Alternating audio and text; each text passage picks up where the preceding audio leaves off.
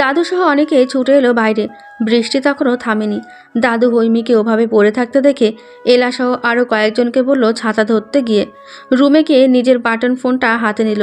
এই মুহূর্তে মাহেরকে খুবই প্রয়োজন, তাই মাহেরের নাম্বার ডায়াল করলো। নামাজ পড়ে মাহের বিছানায় আতশোয়া হয়ে বসেছিল। ফোনের রিংটংয়ে খানিকটা কেঁপে উঠল। ফোনের স্ক্রিনে দাদুর নাম্বার দেখে বুকটা ধক করে উঠল তার। নিশ্চয়ই কোনো বিপদ ঘটেছে, নয়তো এত সকালে দাদুর ফোন আসতো না। বাচ্চারা ঠিক আছে তো? হৈমির কিছু হয়নি তো? জ্বর হয়েছে কি আবারও?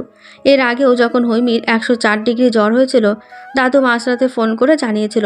মাহেরও ছুটে গিয়েছিল, ডক্টর দেখানো, ওষুধপত্র সব ব্যবস্থা করেছে।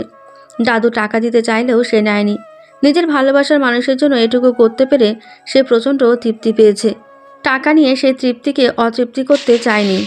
নানা রকম চিন্তা মাথায় নিয়েই ফোন রিসিভ করলো। হৈমির খবর শুনে মাহের লাফ দিয়ে বিছানা ছাড়লো। পরনে টি শার্ট আর শর্ট প্যান্ট ছিল। মানি ব্যাগ নিয়ে সেভাবেই বেরিয়ে গেল সে। যেতে যেতে নয়নকে মেসেজ করে দিল। নয়না এসেছে গতকাল, তাই তারা দুজনেই যেন হসপিটালে চলে যায়। হৈমিকে নিয়ে এক্ষুনি হসপিটালে যাবে জানিয়ে দিল মেসেজে সবটা। সিএনজি রিজার্ভ করে শুকনিরের সামনে চলে গেল মাহের। হৈমিকে ধরেই বসে আছে কয়েকজন। এলাসহ সকলেই কান্না করছে হৈমির জ্ঞান ফিরেছে, কিন্তু রক্ত পড়া বন্ধ হয়নি। রক্ত দেখে সে ভীষণ ভয় পায়। এলাকে জাপটে ধরে চোখ বন্ধ করে কাঁপছে সে। দাদু ওড়না ছেড়ে মাথা বেঁধে দিয়েছে। মাহের আসতেই বাচ্চাদের কান্নার স্বর আরও বেড়ে গেল। হৈমিকে দেখে মাহেরের বুকের ভেতর মোচড় দিয়ে উঠল কেমন। দ্রুত গিয়ে বাচ্চাদের সরতে বলল। দু হাতে হৈমিকে উঠিয়ে কাঁধে জড়িয়ে নিল। হৈমির মাথা ঠেকলো তার কাঁধে, পিঠ ঠেকলো বুকে। মৃদু আওয়াজে বলল, একটু হাঁটার চেষ্টা করো, কিছু হবে না, ভয় পেও না, আমি আছি, হসপিটালে যাব, এসব ঠিক হয়ে যাবে। হৈমি প্রচণ্ড কাঁপছে, ভয়ে চোখ দিয়ে পানি পড়ছে অবিরত। মাহে তার ভয় বুঝতে পেরে এক হাতে হৈমির হাত চেপে ধরে সামনে এগোতে এগোতে বলল, দাদু, আপনার আসতে হবে না, এলাকে সাথে পাঠিয়ে দিন শুধু। দাদু জোর করলো আসার জন্য। বাচ্চারাও আসতে চাইল। দাদু বাচ্চাদের ধমকে বলল, ভিতরে যাও, সবাই পড়ি ঘুমাচ্ছে, উঠে কাউকে না দেখলে কান্নাকাটি করবে, ওর দায়িত্ব তোমাদের। বাচ্চারা মাথা নিচু করে চলে গেল। দাদু আসাতে এলাকেও রেখে গেল। কপালের এক সাইডে কেটে গেছে, দুটো সেলাই করতেই হবে। তা শুনে হৈমির সে কি চিৎকার। ডক্টর বিরক্ত হয়ে ধমক দিল কয়টা। মাহেরের কাজ শক্ত করে চেপে ধরে আছে হৈমি। মাহের তাকে শক্ত করতে পারছে না, মাহের তাকে শান্ত করতে পারছে না। কিছুক্ষণ পরে নয়ন ছুটে এলো। এদিকে দাদুর রুদ্রের কথা মনে পড়তেই ফোন করে জানিয়ে দিল হৈমির অ্যাক্সিডেন্টের কথা। পরে জানলে না জানি কি করে বসবে। যত যাই হোক, হৈমির সাথে রুদ্রর বিয়ের কথা অর্ধেক হয়ে গেছে বলা চলে। তাই দাদু সব বিবেচনা করে জানিয়ে দিল। খবরটা পাওয়ার 10 মিনিটের মধ্যে রুদ্র চলে এলো হসপিটালে। পেছনে সাদমান, আবির রয়েছে। দাদুকে হসপিটালের বাইরে বসা দেখতে পেল। কোন কেবিন বলতেই রুদ্র সেদিকে চলে গেল। মাহে দাঁড়িয়ে আছে। নয়নাকে জাপটে ধরে চিৎকার করছে হৈমি। সে সেলাই করতে দেবে না। ডক্টর বিরক্ত হয়ে বলল, চিকিৎসা করতে যখন দেবেনই না, তাহলে এসেছেন কেন? এসব সিনেমা দেখার জন্য হসপিটাল তৈরি করা হয়নি। পরিবেশ নষ্ট করার হলে বাইরে গিয়ে করুন। এটা হসপিটাল, মাছের বাজার না। ডক্টরের কথা শোনা মাত্রই রুদ্র ভেতরে ঢুকেই ডক্টরের কলার চেপে ধরল। রক্তচক্ষুতে চেয়ে দাঁতে দাঁত চেপে ধমকে বলল, চিৎকার করবে, দরকার পড়লে ব্যান্ড বাজাবে হসপিটালে। তুই কি করবি বল, কি করবি? রুদ্রকে দেখে সকলেই অবাক। মাহি রুদ্রকে দেখে হৈমির বেডের কাছে গিয়ে হৈমির পাশে বসলো। হৈমির চিৎকার থামিয়ে ভয়ে ভয়ে নয়নাকে আরও জড়িয়ে ধরল। মাহের বলল, ভয় পেও না, কিছু হবে না, আমরা আছি। নয়না দুজনেই হৈমিকে ধরে বসে আছে। এদিকে ডক্টরের ভয়ে গলা শুকিয়ে গেছে। নার্সও বেশ ভয় পেয়ে গেছে। ডক্টর আমতা আমতা করে বলল, রুদ্র ভাই, আপনি এখানে? চুপ, পেশেন্টকে চিকিৎসা দেওয়ার দায়িত্ব তোর। কিভাবে দিবি তা তুই বুঝবে। 15 মিনিট টাইম দিলাম, চিকিৎসা সম্পূর্ণ কর, নয়তো তোর হসপিটাল আমি চালিয়ে দেব। উপস্থিত সকলে ভয় পেয়ে গেল। হৈমি কাঁদতে কাঁদতে বলতে লাগলো, কে এলো রে? আমার আধমরা জীবনটা ফুলমরা করতে এইটারে কে নিয়ে এলো রে? তোরা কি আমাকে জানে প্রাণে মেরেই ছাড়বি? রুদ্র ডক্টরকে ছেড়ে হৈমির দিকে তাকালো। আবারও ডক্টরের দিকে তাকাতে ডক্টর নার্সকে ইশারা করলো। নার্স গিয়ে মাহেরকে উঠতে বলল, নয়নকে সরতে বলল। দুজনেই সরে গেল, শুধু নয়না ধরে আছে তাকে। রুদ্র মোড়া টেনে এক পা লম্বা করে আরেক পা ভাঁজ করে বসলো। সাদমান আবিরকে ইশারা করলো বেরিয়ে যেতে। মাহের রুদ্রকে দেখে জেলাস ফিল করলো, ভদ্রতা বজায় রেখে পাশে গিয়ে বসলো। টুকটাক কথাবার্তা বলল। ডক্টর সেলাই করতে নিতেই হৈমি এমন চিৎকার করছে যে সূচ আগাতেই পাচ্ছে না। মাহের হৈমির কান্না সহ্য করতে না পেরে বেরিয়ে গেল। হৈমি কাঁদতে কাঁদতে বলল, বাবা গো, আর জীবনে আম গাছের নিচে যাব না, আমের নাম মুখেও আনবো না। মাফ করে দাও, তবুও এই সূচ দিও না। বাঁচাও, কেউ আমাকে বাঁচাও। ও আপু, আপু গো, এই কসাইকে সরতে বলো আমার কাছ থেকে, প্লিজ আপু, প্লিজ। ডাক্তার সরে যান, আপনাকে এক বোয়াম আচার খাওয়াবো, কথা দিলাম। নয়না আদরের স্বরে বোঝাতে লাগলো। ডক্টর ভয়ে ভয়ে রুদ্রর দিকে তাকাচ্ছে, আবার হৈমির দিকে তাকাচ্ছে। রুদ্র বেশ বুঝলো এভাবে কাজ হবে না, তাই উঠে গিয়ে বলল। ভাবি সরুন।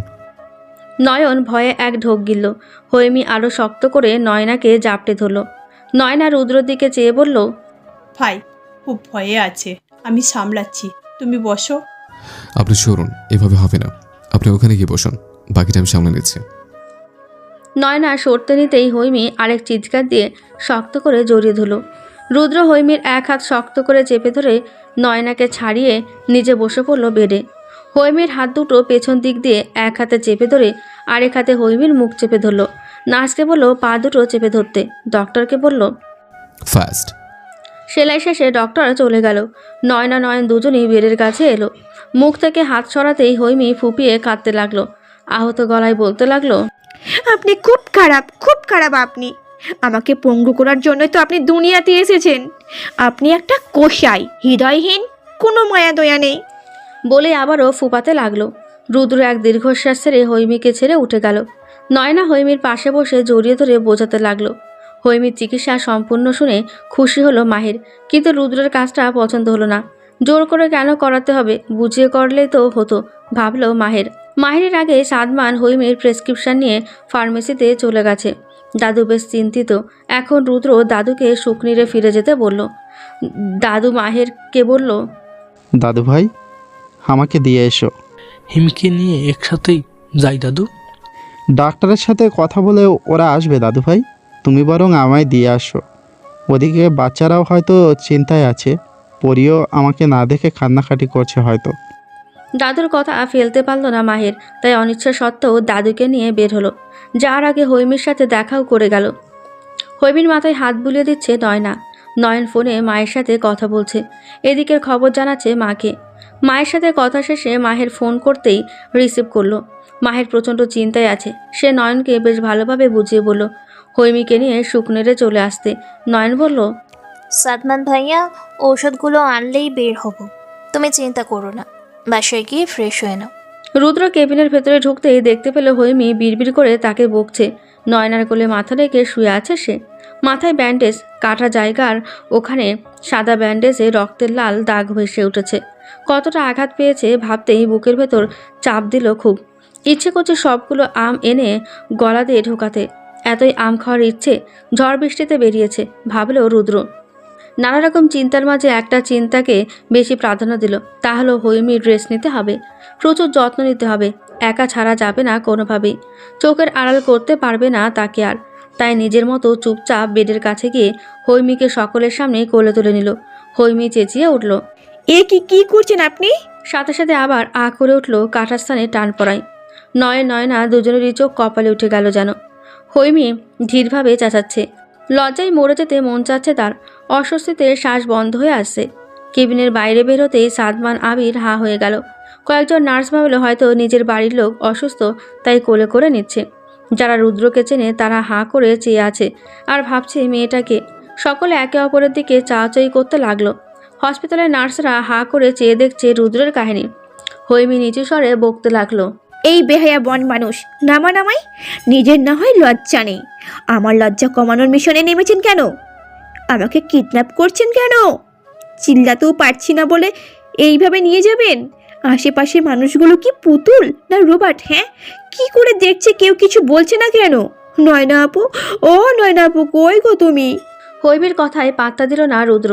হসপিটাল থেকে বেরিয়ে সোজা গাড়িতে বসিয়ে ডোর লক করে দিল। নিজে ড্রাইভিং সিটে বসে গাড়ি স্টার্ট দিল। নয়ন দুজনে বের হয়ে এলো। আবির বলল, ভাবি আপনাদের বাড়ি মানে শেখ বাড়িতেই নিয়ে যাচ্ছে? চিন্তা করবেন না, চলুন আপনাদের পৌঁছে দিই। নয়না চিন্তা যেন দ্বিগুণ বেড়ে গেল, কারণ ও বাড়িতে সূচনা আর সুরভি বেগম না জানে কি রিয়াক্ট করে এসবের জন্য। হৈমি ধীরে ধীরে চেঁচাচ্ছে, যার ফলে রুদ্র বাঁকা হাসলো। অসুস্থ থাকায় জোরে কথা বলতে পারছে না, গলা স্বর বেশ আহত। ড্রাইভিং করতে করতেই রুদ্র হালকা কেসে বলল, চুপ করে বসে থাকো, কথা বলতে কষ্ট হচ্ছে, অথচ চুপ করছো না। এত কথা বলো কেন? আপনি কোথায় নিয়ে যাচ্ছেন আমায়? আমি অসুস্থ দেখছেন না? দেখছি, সেজন্য তো নিয়ে যাচ্ছে। কোথায়? আমার বাড়ি। কি? যাব না আমি, আমার বাড়ি যাব। চুপ করে বসে থাকো হৈমি, কথা বাড়িও না। কেন নিয়ে যাচ্ছেন এই অবস্থায়? কেউ আত্মীয় বাড়ি যাই বলুন। নরম স্বরে বলল হৈমি। আত্মীয় বাড়ি যাচ্ছ না তো, তোমার নিজের বাড়ি যাচ্ছ। স্বাভাবিকভাবে উত্তর দিল রুদ্র। হৈমি অবাক হয়ে তাকালো রুদ্রের দিকে। রুদ্রের মনোযোগ সহকারে ড্রাইভ করছে। হৈমি ভ্রু কুঁচকে বলল, আমার বাড়ি মানে কি বলছেন? আমার বাড়ি মানেই তোমার বাড়ি, আর একটা প্রশ্ন করলে মাথায় এক ঘষি দিয়ে চুপ করাবো। মৃদু ধমকে বলল রুদ্র। হৈমি হকচকিয়েও গেল, কাঁদো কাঁদো হয়ে তাকালো রুদ্রের দিকে। লোকটা এমন করে কেন? অসুস্থ তবুও দয়া মায়া নেই, হৃদয়হীন কথাকার। ভাবল হৈমি। বাড়ির সামনে আসতেই রুদ্র নেমে গাড়ির ডোর খুলল। হৈমি নামতে নিতেই রুদ্র করে তুলে নিল। হৈমি হালকা চিল্লিয়ে বলল, ছি, আবারও কি করছেন কি? আমি যাচ্ছি তো, নামান বলছি। অসুস্থ তুমি চুপচাপ থাকো, কথা বলে ফেলে দেব। বলে এগোতে লাগলো। হৈমি আশ্চর্য হয়ে চেয়ে রইল। আর কিছু বলতে পারছে না সে। ব্যথা মাথায় পেয়েছে, পায়ে তো নয়। লোকটা এমন পাগলামো করছে কেন? যদি ওনার মা বাবা থাকে। হায় আল্লাহ রে! হৈমি তাড়াতাড়ি নাম কোল থেকে ভেবেই মোছরামুছরি শুরু করলো। রুদ্র কঠিন চোখে তাকাতেই হৈমি তীক্ষ্ণ চোখে চেয়ে বলল, আপনার মাথায় কি সমস্যা আছে? আপনার মা বাবা কি ভাববে বলুন তো? নামাই। কিছু ভাববে না, আর যদিও ভাবে তাহলে সেটা তাদের সমস্যা, আমার না। বউ অসুস্থ, এই সময় লজ্জা নিয়ে বসে থাকা স্টুপিডদের কাজ, রুদ্রন না। এই ন্যাকা বিয়ে না করে বউ বউ করে জিকির শুরু করছে। রুদ্র কঠিন চোখে তাকাতেই হৈমি নিচু গলায় চেঁচিয়ে বলল, আর বলবো না, ফেলে দিবেন না প্লিজ। কথা বলতে বলতে ড্রয়িং রুমে পা বাড়ালো রুদ্র। সূচনা সোফায় বসে চা খাচ্ছিল। সুরভি বেগম রান্নাঘরে। সিঁড়িতে নামছিল রেদওয়ান শেখ। রুদ্র নিজের মতো এগিয়ে যাচ্ছে। হৈমি যখন সূচনা রেদওয়ান শেখকে দেখলো, লজ্জায় চোখ বন্ধ করে ফেলল। ধীর গলায় বলতে লাগলো, আপনার পায়ে পড়ি প্লিজ, নামাই। সূচনা বসা থেকে দাঁড়িয়ে পড়েছে। হাত পা বুক কাঁপছে তার। কাঁপা গলায় ডাকলো, খালামণি। রেদওয়ান শেখ ফ্রুকুচকে নেমে এলো কিছু বলতে নেবে, তার আগেই রুদ্র বলল, বউ অসুস্থ, তাই বাড়ি নিয়ে এসছে। কেউ কোনো প্রশ্ন করবেন না, আজ বিয়ে করব। সর কোনো কৌতূহল থাকবে না আশা করি। রেদওয়ান শেখ কিছুক্ষণ চুপ রইল। রুদ্র সিঁড়িতে পা ফেলতে নিতেই তিনি হু হা করে হেসে উঠলেন আর বললেন, বউ নিয়ে এইভাবে কেউ আসে নাকি? গোটা করে আসতে হয়। শেখ বাড়ির বউ সাধারণভাবে আসবে কেন? যাক, এসেই যখন গেছে, আপাতত এইভাবেই মুখ দেখি। বলে নিজের গলার স্বর্ণের চেনটা খুলে হৈমির গলায় পরিয়ে দিল। রুদ্র আর কোনো কথা না বলে সোজা ওপরে চলে গেল। হৈমি বাকরুদ্ধ হয়ে চেয়ে রইল, একবার রুদ্রের দিকে, আবার নিজের গলার মোটা চেনটার দিকে। কি ঘটে গেল তাই বোঝার চেষ্টা করছে সে। এসব কি হচ্ছে আমার বাড়ি? তুমি এটা কি করলে? কিভাবে পারলে তুমি ছেলেকে সাপোর্ট করতে? বলা নেই কওয়া নেই, হুট করে এসে বউ বলবে আর তুমি তাই মেনে নেবে রাদীপের বাবা? চিৎকার করে হাতের খুন্তি সামনে ধরে বলল সুরভি বেগম। রেদওয়ান শেখ হাহা করে হেসে উঠল আর বলল, রুদ্রর তো বাবা আমি সুরভি। আমার ছেলে তার ২৬ বছরের জীবনে কোনো দিন একটা চকলেট চাইনি আমার কাছে। ছোট থেকে আজ অবধি তার কোনো সিদ্ধান্ত যায়নি। আমাকে রাস্তায় ঘাটে দেখা হলে কোনো দিন বাবা হিসেবে পরিচয় করায়নি কারো কাছে। পিতা পুত্রের সম্পর্ক যে দূরত্ব রয়েছে, সেই দূরত্ব আরও বাড়িয়ে কেন দিব বলতে পারো? রুদ্র নিজের ইচ্ছায় নিজের মর্জিতে চলছে সব সময়। কোনো দিন যখন বাধা দেয়নি, আজ দিব কেন? বাবা ছেলের যে দূরত্ব রয়েছে, সেই দূরত্বতে আরও দ্বিগুণ বাড়াতে চাই না বলে ছেলের সিদ্ধান্ত মেনে নিয়েছি। আমার ছেলে যদি কোনো মেয়েকে ভালোবাসে, বিয়ে করতে চায়, সেখানে আমার বাধা দেওয়ায় কোনো রাইট নেই। রেদওয়ান শেখের কথা শুনে সূচনা দৌড়ে ওপরে চলে গেল। সুরভি বেগম স্বামীর দিকে আগুন চোখে চেয়ে সূচনার পিছু ছুটে গেল। দুটো ডিম সেদ্ধ, বেশ কিছু ফল নিয়ে রুমে এলো নয়না। রুদ্র শুকনির থেকে সাদমানকে দিয়ে হৈমির কিছু কাপড় নিয়ে এসেছে। হৈমি রুদ্রর রুমে জামা কাপড় পাল্টাচ্ছে বাধ্য হয়ে। রুদ্র যেভাবে হুমকি দিয়ে যাচ্ছে, একের পর এক কথা না শুনলে এনি টাইম বোম ব্লাস্ট হবে, সেই ভয়েই হৈমি চুপচাপ রয়েছে। দাদু ছুতো দিতেও রুদ্র বলেছে দাদুকে জানিয়ে দিয়েছে সে।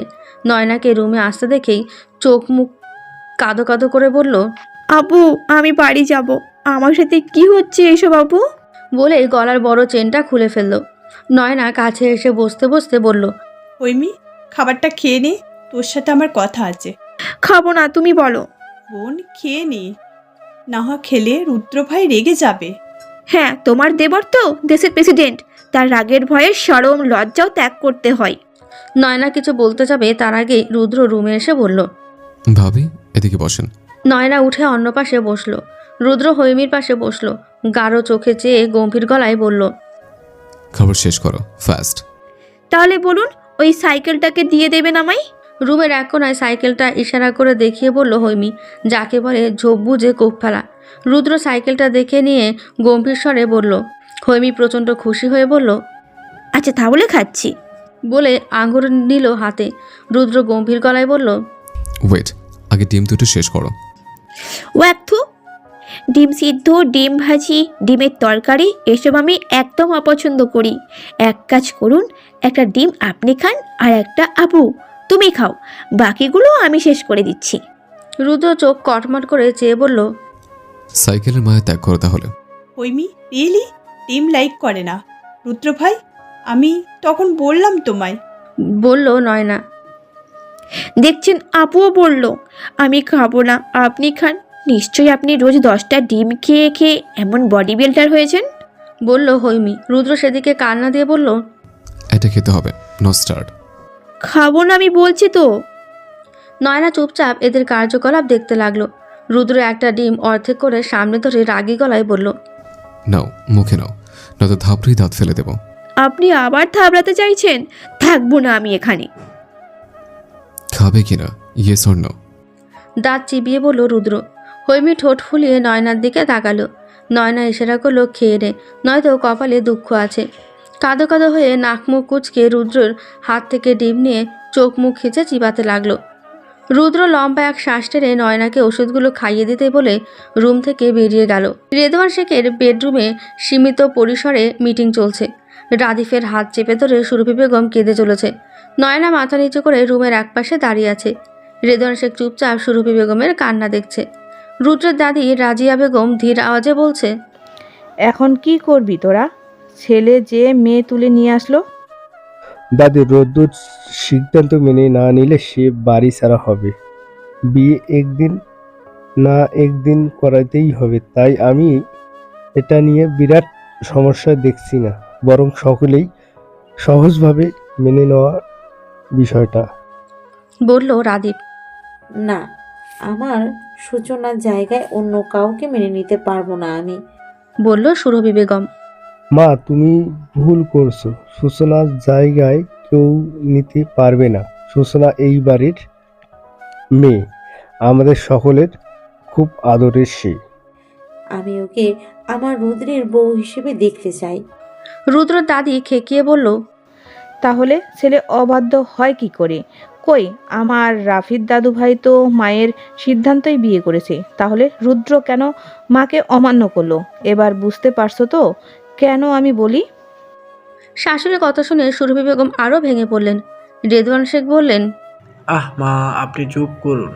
আর সুরভি, এমন মরা কান্না বন্ধ করো। তোমার ছেলে প্রাপ্তবয়স্ক হয়েছে, তার ভালো মন্দ তাকে বুঝতে দাও। সূচনার জন্য অনেক ভালো পাত্র দেখব আমি। নয়না চুপচাপ বসে আছে তার রুমে। হৈমিকে দেখে একবারও মনে হয়নি যে হৈমি রুদ্রের ওপর বিরক্ত বা হৈমি রুদ্রকে চায় না। যতটুকু করেছে তার স্বভাববশতই করেছে।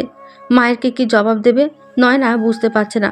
মায়ের সমানে ফোন করে যাচ্ছে, নয়নকেও পাঠিয়ে দিয়েছে। এক দীর্ঘশ্বাস ছেড়ে নয়না আবারও রুদ্রের রুমের দিকে পা বাড়ালো। নয়ন আর হৈমি বসে গল্প করছে। রুদ্র বাড়ি নেই এখন। এই সুযোগে নয়না রুমে ঢুকে দরজা লক করে দিল। হৈমির কাছে গিয়ে বসে বলল, হৈমি, হ্যাঁ আপু। তুমি রুদ্র ভাইকে পছন্দ করো? কখনোই না। তাহলে ওর সব কথা কেন শুনছো?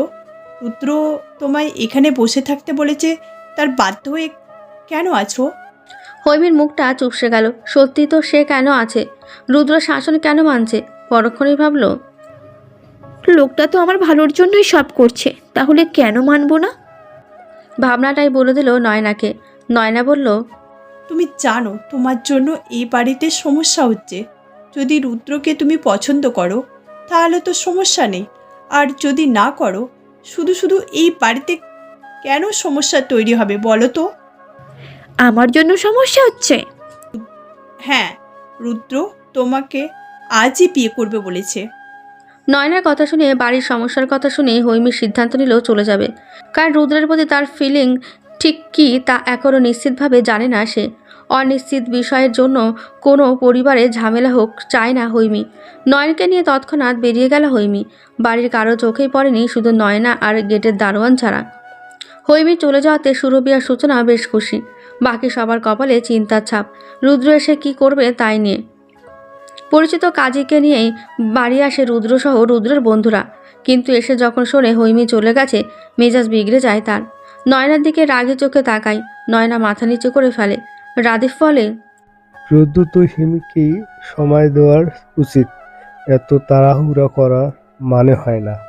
মেয়েটা অ্যানাট নয়, নিজের সিদ্ধান্ত নিজেই নেওয়ার বয়স হয়নি।